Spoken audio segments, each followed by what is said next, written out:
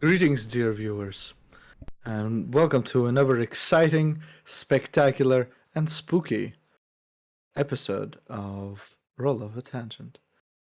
Tonight, we shall be talking about a great author, one who I think everyone has heard of. His name is Edgar Allan Poe, and we shall speak of a small tale about a heart. A telltale heart, one could say. First published in 1843. Yeah. Not as old as Pushkin's work, but, pretty up there. The story follows a narrator who believes himself to be sane, though this is belied by his thoughts and deeds. He commits the premeditated murder of an old man with vulture eyes and is driven over the edge by further psychosis, which impels him to hear the still beating heart of his victim, whom he had buried beneath the floorboards. There are countless adaptations of the stories, many movies, comics, reimaginings, parodies. The Telltale Heart is part of the zeitgeist, almost never leaving it, actually. And it has a lot of, it has created a lot of inspiration for other works. Well, you could also say the same for a lot of Edgar Allan Poe's work anyways. But it is a rather short story, and I remember it being longer when I read it as a child. That must be because of how scared I was about the situation. I was way more scared when I was a child when I read this. I thought to myself that this man would be coming for me next, making my heart beat underneath the floorboards. Yeah, I think we've really got a classic in front of us today, and I can't wait to hear what our my co-hosts will speak and say regarding this fantastical story. So let's see, Robert, what do you think about Telltale Heart? I remember when I first read it, but I can't remember. I remember the experience. I can't remember when. It was a long, long time ago, and I particularly remember the ending. It's one of the most powerful endings of any story. When he just hears this beating getting louder and louder, and then in the end, tear up the planks. Here, here. Can't stand it any longer. It reminds me also a little bit of the theme in Macbeth with the banging on the door after the murder has been committed.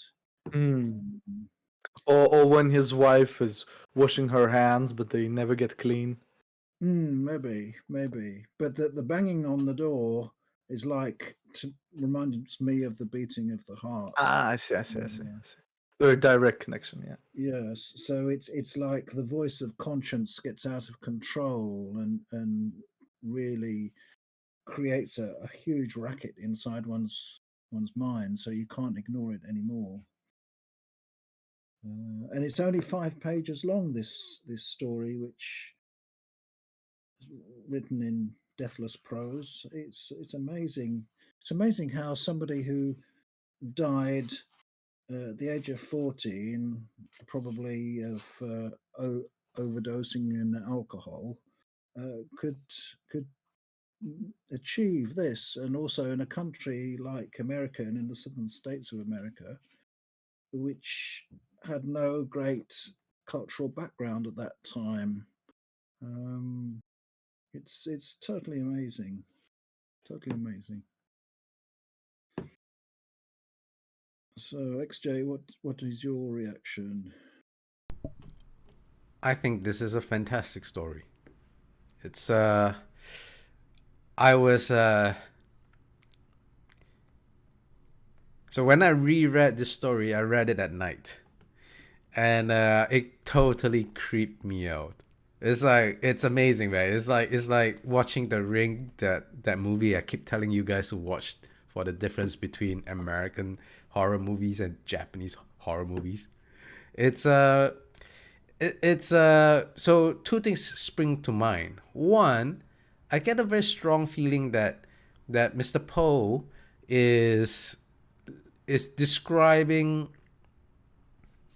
quite possibly describing, a nightmare that he had, very much like the story that you wrote, Robert, the Plutonians. Yes, yes, the Slavans must play. Yes, Yes, yes, I that's was Slumber. thinking that. It did sound like Very a creepy. nightmare. It's very Mm. creepy.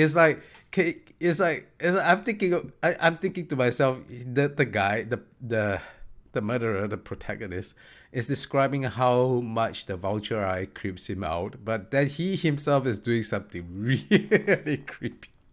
Like, he, at night when the old man is asleep, he opens the door just a crack and then shines a light on his vulture eye. I mean, like, and then and I'm just imagining the scene in my mind. Half a face through a crack in the door, and then with a light shining onto somebody's blind eye, and I just can't I just can't get over just how creepy that is. Like, how odd, what an odd behavior for anyone to engage, even if he had mental issues. And I can't help but feel that is a nightmare scene that Mr. Poe himself have had before. Like, he's the guy, he's the one that's sleeping on the bed, and then he's dreaming about this person creeping along this, creeping outside his door, opening it out slowly, crack by crack, and then shining a torch onto his eye, just that one eye. And he just, like, narrows and focuses the beam right onto that one eye. It's just like that scene was just so it is so dreadful. That's Mm. that description, and the fact that it's coming out from, not from the point of view of the old man, but from the point of view of the creepy guy trying to justify his actions, made it even more intense. Mm. The feeling of that feeling of dread, or that oppression, that oppressive feeling of dread, I think never really lets up in the entirety of the story. Excellent, excellent. Mm. Nikki. Yes. Well, I think one of the most interesting aspects of the story is that he, the gentleman that's going crazy, um, is totally trying to justify everything he does, and that's what insane people do, right? They have an explanation for everything. That guy was strange. He was going to murder me himself. He's got insane vulture eyes. Like, he's coming back from the dead to still haunt me. Right? All of it is so eerie and strange, yet completely believable for a mind of a killer who has gone insane. Yet there's also something supernatural about the way all of this is described. It could be just the perspective that we're given it is how it gains its supernatural aspects, because we are within the mind of a crazy madman, or maybe he's been driven mad by dark magic, and maybe he is actually the protagonist of the story. Who knows? You could read this tale in many ways. You can read it like we read it all, like the three of us, where we thought of this guy being completely and totally nuts. But if you really wanted to, there's a lot of people, for example, uh, who have written adaptations where Jack the Reaper is actually the good guy. Can you imagine? So if people can make mental gymnastics like that, I think we're not far from turning this tale upside down. If you really wanted to, if you really wanted to try and see it that way, and see him as being driven mad by this wizard who even in death haunts him. I'm gonna have to ask you, Nikki. Where do Hmm. you see what part of it seems supernatural to you? Like what is Vulture eyes that are gleaming in the darkness, a heart beating fast underneath the floorboards where it shouldn't be.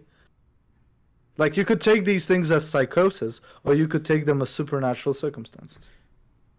Hmm.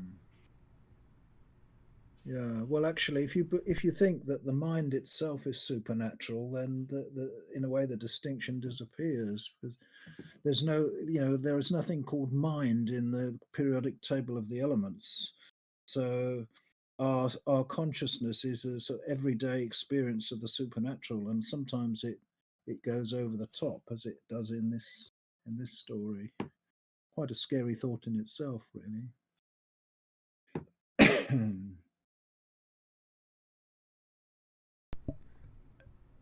I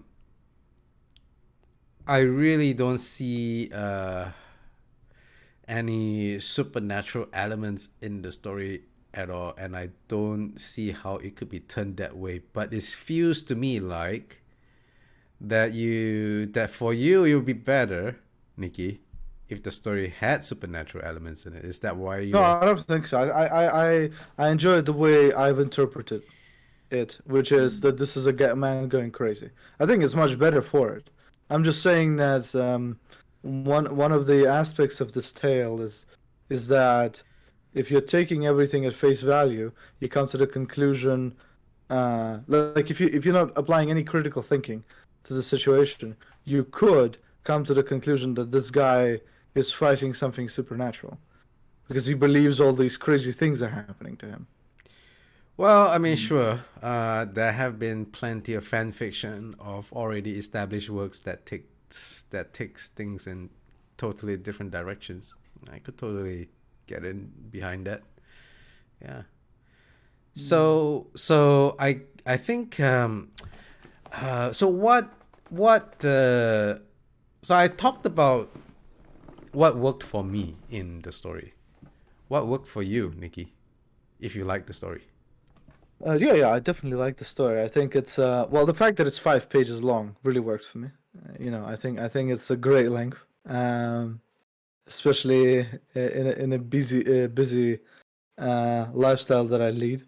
Um, but this this amount of time is used masterfully by the author.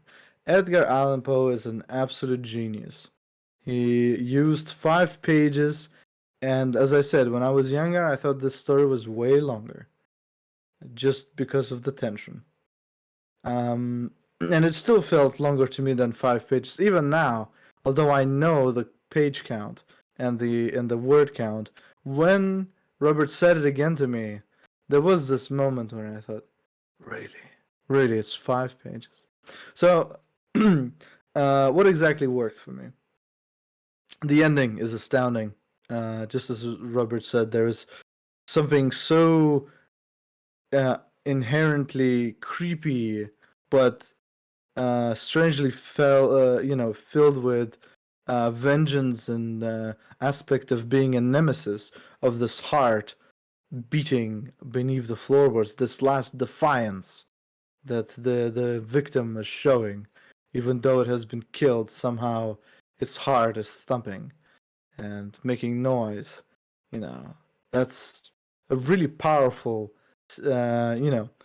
symbolic gesture if you really think about it, right? Because what does it mean for someone to be dead? Their heart stops beating, Mm. and in this defiance, the victim does not grant that to the murderer. Their heart still beats. Um, the aspect of how methodical and sort of situational the kill is um, was really interesting to me. It was really nice to start with the story with the fact that he's like planning all this stuff, and then he does it, and then the police arrives. I think the flow of the story um, really works quite well. Um, I think this is the first time in a long time when I look at the piece of work and that we are reviewing, and I think I really have to exaggerate if I am to try and find flaws. Honestly, I think you have to be really, really nitpicky to try and find flaws within the story, because Poe simply took a collection of words and he turned them into a masterpiece, and I'm still stunned how he did that. There you go. Robert, what are your thoughts currently? What is possessing your mind? Yeah, I agree with all you say. I think this is definitely a 10 out of 10 story. It's You've given out so many 10 out of 10s, Robert. That doesn't really mean much, you know? That's what I'm like. It's like, you know, well, it's like if a scene is beautiful, then it's infinitely beautiful, you know, sunset or whatever. Similarly, if a story works, then it works 100%. I can't find any flaws in it either. I could probably in some of Poe's work, but not in this one. I read his only novel was unfinished, the narrative of Arthur Gordon Pym, and I find that really annoying the way it finished. It just when it was going to get really interesting, when they get near the South Pole and start seeing all sorts of mysterious things, and then end of book. Really annoyed me. But this Did anyone ever try to finish it? probably, yeah. I expect loads of people tried to finish it. I don't know. Yeah. If they were ever successful. The fact You know- that Robert can't yeah. think of any tells you Yeah. all there is to know about the success. Exactly. Even Edgar Allan Poe's death, it feels like it was written by a horror author, right? Yeah, he It just was- shouted Reynolds for some peculiar reason. Nobody knows why. And then he died. Yeah, it's crazy. He was like found on the 3rd of October in lying in a gutter. On an election day, I think it was the 3rd of October, and it was just like, you know, just delirious and some sort of a stupor, and people tried to contact doctors, but nobody of note arrived, and he died. He just died shouting this name that Robert said. I've forgotten it now again. God, Reynolds, was it? Just 4 years after his great triumph with the poem "The Raven," which made him famous. That's right. Yeah. He was an up and coming star. That's another interesting aspect of Edgar Allan Poe. Edgar Allan Poe could have lived in a situation where he was actually a successful author in reaping his rewards when he was alive, and he died right before that started to happen. It's fascinating. Yeah, Couldn't wait. If only he'd carried on a bit longer. Like you feel that with H.P. Lovecraft. If only he'd carried on a bit longer, he could have cashed in on what was in fact his posthumous triumph, and it wouldn't have been posthumous if he just lived a bit longer. Yeah, like what's it called? The 60s was basically when all of his work really started getting going, right? So it wasn't that far away from him, and he wasn't that old. No. So. Oh well. Oh, Let that be a lesson. Let that be a lesson to us all. Don't die. Is basically that's the lesson. Don't die. That I feel that is very good advice, Robert. I'll take it to heart. However, just to go back to the story, something did occur to me as we're just starting to discuss it, and I realized that the whole of the Telltale Heart is an internal monologue. And to me, that's very surprising because usually internal monologues don't work for me. But this is 5 pages of internal monologue. And I'm trying to think, like, there's several elements that worked really well. Obviously, for me, the description of him poking his head into the bedroom of the older gentleman, and then the sort of cockiness the murderer has had when he was talking to the policeman, like just how arrogant he is, and how well his plans are coming along, and then he's stringing the cops along, and that entire description worked really well for me. And I guess I'm just like, the thought just struck me that the whole story is something that's taking on inside his head. He is basically talking to himself, which I never really, I really don't dig that in normal stories. And I'm starting to think to myself, like, I'm trying to think to myself, like, what made it work? What made it work? And I can't come up with anything. Yeah, it just did. A lot of the descriptions are very vivid. The back and forth inside his own head is very well done. Perhaps the length of it works very well in his favor too. It's just so short that it doesn't really need anything else. I bet if you went into it to find the answer to your questions, XJ, you'd probably find it all boils down to the rhythm of the sentences. Just like a hypnotist works by, doing a pendulum out of a watch or something like that, an author works by the rhythm of his sentences. And it's impossible sometimes to pin it down, but I bet that's it. That's a very interesting observation. I'm gonna have to go back and reread this story and to feel the rhythm. I can I say if it could be that I didn't feel anything in particular with the rhythm. But it could just be that it is done so well that it's invisible. That is, that's. Oh, sorry, go on. It is an invisible presence, much like the guy poking his head into the bedroom. It's fascinating because the story that XJ and I are currently writing, our book together, we're currently in the editing stages, dear viewers. And when I was doing the rewrite of the prologue, this is exactly what I focused on, because I read it and I said, okay, I like the story, I like where it's going. I did write it, so take that with a grain of salt. But but it reads not as well as it could. And the one of the things that I did, and you'll laugh at this, is I put a metronome on my phone.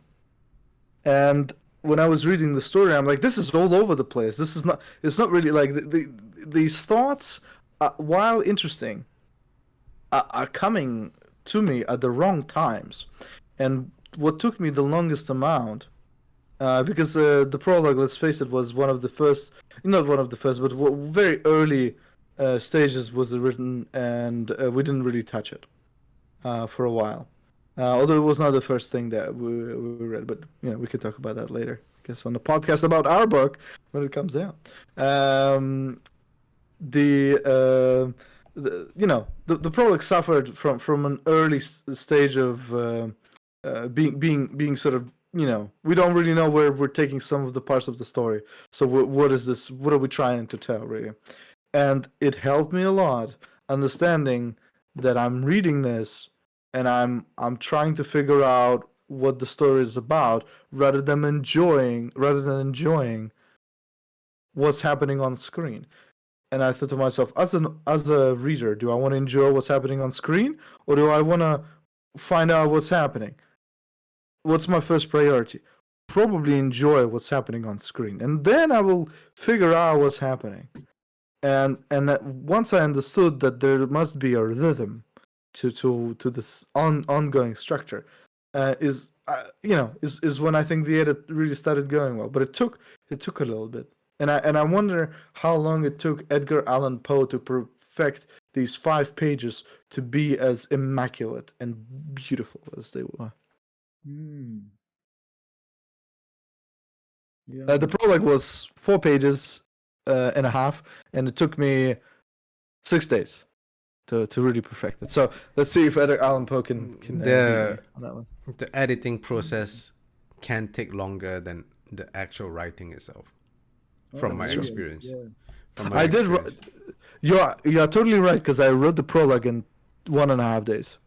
Yeah, I spent more time editing my book than I did writing it. Well, it's Yikes. all the same, you know. The so-called editing is part of the writing. It's like if you're painting a picture, you go over it and over it and over it, don't you? And that's part of the painting. It's true. Like in my mind, there's like a graph whenever a piece of work is created, and the closer you get to perfection, the more curved the graph becomes, and that is a sign of diminishing returns. The closer you get to perfection, the more effort you have to put in, and that is why the editing process tends to take even longer than the actual writing, and also because perfection can never be achieved, people should not push too hard towards that. No. Unless you are Robert E. Howard and you're writing a Conan story, then perfection is achieved as soon as you begin. Right. Or you're Mr. Schmitz, and then you get at least 10 out of 10. Well, that's also the case. I mean, everyone is perfection from a certain point of view. That is something that my grandmother used to say, that anyone is perfect from a certain point of view, and if you don't squint too hard. I love that. That is damned with faint praise. Yeah, you're perfect the way you are from a certain point of view, and if I don't squint too hard. Yeah, she used to say that about what's it called? You know, in school we had to do a lot of work on every subject. It didn't matter how much you liked it or didn't like it, you know, like, or how proficient you were in it. And one of those was art. They made me paint sceneries, and one day my grandmother like looks at what I've drawn, and you know, I say, like, does that tree look good? It's like, if I stand really far away, it looks magnificent, darling. Oh, damned with faint praise. I love it. Yeah, she was a perfect artist of this technique that you're talking about. Back to Edgar Allan Poe. I've never really understood why his stories were so timeless until I started reading them. And I think you can perfectly see that in Telltale Heart. There's always going to be somebody who hates somebody else. There's always going to be someone who desires someone else dead. There's always going to be, evil people in this world. And to see inside the mind of such a person from a story's point of view is both fascinating, terrifying, and unique in one way. Because I don't know a lot of stories, especially short stories, where you focus on the villain and not the good guy, or at least the perceived good guy, so to speak. And if the twist is that he's evil, that comes way too late at the end. Here, from the beginning, we know we're in the mind of a murderer, and he's creepy, weird, and his thoughts are terrifying. And that really, that really captured me, I would say, when I first read the story. It's just as well it's only 5 pages long because it would be unbearable if it went on and on and on. About how he wanted to kill the old man? Yeah, probably. Yeah. I mean, then you'd have to question Mr. Poe, like what's happening in your mind, man? You can write 300 pages about a guy thinking about this. Yeah. Well, Yeah, I sure. remember hearing that there was an avant-garde French writer who spent 8 pages describing the position of a centipede on a wall. I've never actually read that book, but I can imagine that I might find it a bit much. Knowing when to stop is very important. That's right. That's right. Mhm. And I was uh, saying my grandmother could say, yes, sir, go on. no, no, no. I want to hear more about your grandmother saying. All right, forget about it, Tilda. So, in Russian, we have we have a saying like measure something 7 times and cut it once, meaning that like measure the same point and remeasure the same point 7 times so you're really sure, and then cut, right? But she usually would like to turn things on their heads when she would talk about things, and she she came into the meat house and she was like, oh yeah, I want this sausage, measure it 7 times and then cut it, and I will only pay for the one half, but I want the 7 measurement. Right. I don't understand that, unfortunately. What? So that means that she wants the whole sausage, but she'll only pay for one part. Right. So she's like, right, measure it 7 times, cut it once, and I'll pay for the cut part, but I want the rest. Right. And the woman behind the counter, she was like, oh, and, like that's really funny and whatever, but here you go. How much do you want? And then she measured it and she cut it, and when we were walking back home, my grandmother said like, what is the lesson from this exchange, Nikita? And then I said like, I don't know what's the what's the point of it? And it's like, well, I bet you that she probably cut a little bit more of the sausage because she wasn't focused on it anymore because I made her laugh. So we got a bit more sausage. And I said to her, like, are you sure? Like, let's go measure it. And lo and behold, she cut 10 more like millimeters than it should have been. I was like, is that really a win? It's like, wow, 10 millimeters can do a lot. Oh my god, that's perfect. That's amazing. There you go.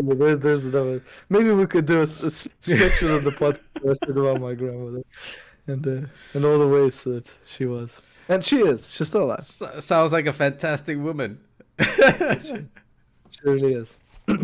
From a certain point of view. if you don't squint too hard. If you don't squint too hard, that's right. All right, back to Edgar. I'm so sorry, Mr. Poe. I'm kidnapping your podcast. One of the other aspects that I think go unnoticed in the tale is its very beginning, and I feel like the very beginning fills you with the understanding that this man is ill pretty quickly, because he acts so maniacal right from the start that if you don't think that that there's something wrong with him, then you're surely reading the wrong story. So if I could, I'd like to read it. True, nervous, very, very dreadfully nervous had been and am. But why will you say that I am mad? The disease had sharpened my senses, not destroyed, not dulled them. Above all was the sense of hearing acute. I heard all things in the heaven and in the earth.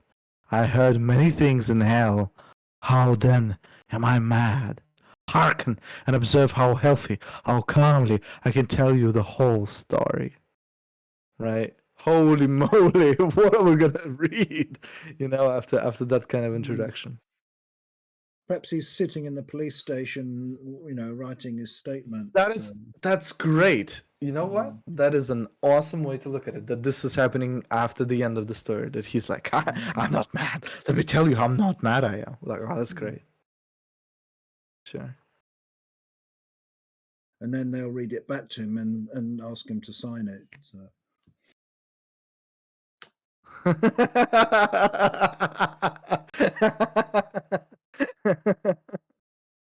At the time, do you know, Robert? Could they did they not could they did they put the mentally ill in prisons? Like, was there no distinction that someone is mentally unstable during Poe's time, or were there already psychiatric homes and such? I think that the law did. I don't know how much administrative provision there was, but I think the law did distinguish between sane and insane people as far as responsibility is concerned. It's a very interesting question, and I'm not sure, but I have a feeling from my various readings of literature that was the case. You certainly had got insane asylums at that time, and much earlier, in fact, I think in the 18th century. But whether you could avoid being hanged because people thought you were of diminished responsibility, I don't know. I'm not sure. There are asylums by then, and I think the asylums, from the descriptions, are usually even more horrible than prisons. They're quite bad. Because Elizabeth Fry was famous for reforming asylums in the 18th century, so there must have been some to reform. But as I say, I don't know whether you could get off the death penalty by diminished responsibility. Interesting. Because I mean, honestly, like this person just seems to me like they're just gonna hurt more people, right? If you let them out. So the question is like, what is more humane, keeping them forever, or what's it called, or executing them, right? I mean, So I that's- think yeah. I think the answer even back then would have been to commit him to the asylum for treatment, and whether he survives that treatment back then would have been a big Yeah. question mark. Yeah. And I'm not kidding. That was the time when there were a lot of superstitions about mental illness, and then there are things like shock therapy, where they pass electric currents through your brain. And I think that therapy is still in use now, except back then it was a lot more crude from all the stuff I've read. And I think I remember. Now you've reminded me. There was an essayist, Hazlitt. I think his sister was murdered somebody or other under stress of insanity. I may be completely wrong about this, but he looked after her. That she wasn't executed. But yeah, Damn. either way, being committed to an asylum is a death sentence in its own right back then. Yep. Yeah, you got horror stories about people being railroaded into asylums, who were actually all right. Yeah. Well, in the spirit of Mr. Poe, I feel we have wrung everything we have out of his little short story, and let's not keep it any longer than we should. Do we have any last words? Or 10 out of 10. Yeah, I'd go for 10 out of 10 as a lower limit. Yeah. Robert, you giving a score to something is like a big band telling time. Lower limit. Yeah, I have no problems with 10 out of 10. Short and sweet and to the point and amazing. Wow, is this the first time that we all gave a story 10 out of 10? It is the first time that we all gave a story 10 out of 10. That's true. Wow. Not the first time we've all came to the same score though, or same conclusion. Because we unanimously hated the snows of Kilimanjaro. Oh God! Please don't talk about it. I already feel like there's a target on my head. God, what a dreadful tale. Right. Yeah. 10 out Yeah. of 10. Read it, guys. It's 5 pages. No, You will no, get. no What? excuses not to read it. It's No. like There's just one difficult word in its scantlings. I had to look that one up. You've accidentally already probably read it or seen it because it's been parodied so many times and shown in so many other. Like, there's so many adaptations of this tale. It's truly astounding. Even The Simpsons had a tale about this reimagining. In one of the Treehouse of Horror episodes. I can't remember exactly which one. But what I'm saying is it's ubiquitous. Yes. kind of like Beatles songs. You might not recognize it, you might not know the name, but when you hear it, you know you've heard it before. That's right. Righto. So, thank you for listening. And like and subscribe if you like the podcast and all that jazz. So, have a great day. Take care. Bye bye.